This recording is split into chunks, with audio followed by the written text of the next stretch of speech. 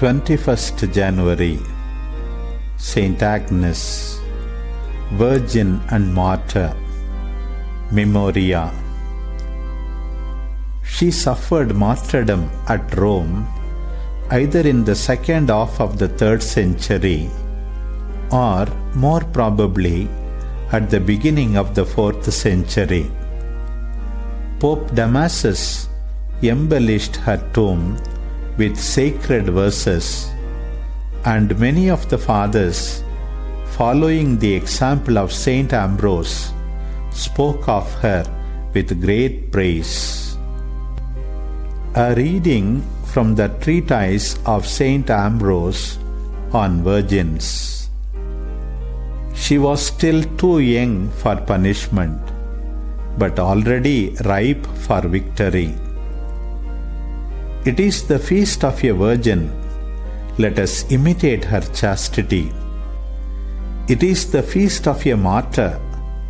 Let us offer our sacrifice. It is the feast of St. Agnes. Her martyrdom is said to have taken place in her 12th year. And the more hateful was the cruelty, which did not spare even so young a child. Surely the greater was the power of faith, which found a witness in one of such tender years. Was there even room for a wound in her little body?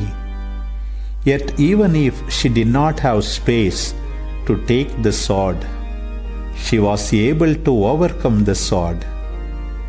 Girls of that age cannot even take the angry looks of their parents, and they usually cry at the prick of a needle as though it were a wound. But Agnes was fearless under the bloody hands of the executioners. She was unmoved by the heavy weight of the clanging chains. She offered her whole body to the sword of the raging soldier.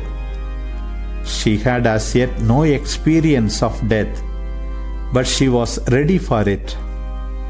If she was dragged unwillingly to the altar of sacrifice, she was ready to stretch forth her hands to Christ amidst the flames, and even in the fires of sacrilege, to give the triumphant sign of the Lord, who conquers all. She was ready to put her hands and neck into the iron bands, even though none of the chains was small enough to enclose her little limbs. Is this a new kind of martyrdom, where the girl was still too young for punishment, but old enough for victory? Too young for battle, yet ready to win the crown? Her tender age was a disadvantage, but she won the trial of virtue. If she had been a bride, she would not have so hastened to the marriage couch as she, being a virgin, hurried with joyful step to the place of execution, her head adorned with Christ instead of plates, and with her own virtues instead of garlands of flowers. All were weeping, but she was dry-eyed. Everyone marveled that she was so spendthrift with her life, which she had hardly tasted, but was now giving up as though she had finished with it. All were astounded that she should come forward as a witness to the Godhead when she was still too young to be her own mistress.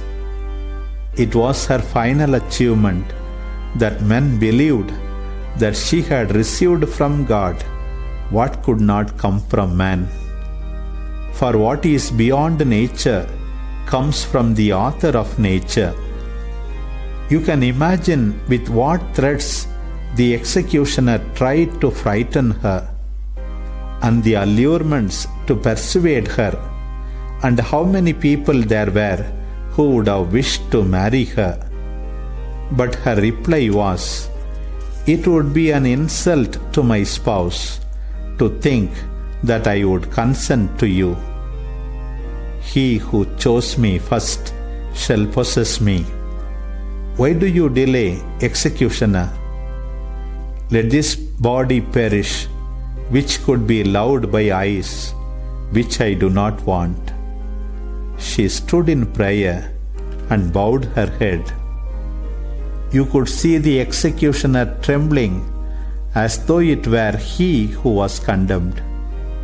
You could see his right hand shaking, his face growing pale at her danger, though the child had no fear of her own. In one victim, then, you have a twofold witness in martyrdom, to modesty and to religion. She both remained a virgin and achieved martyrdom.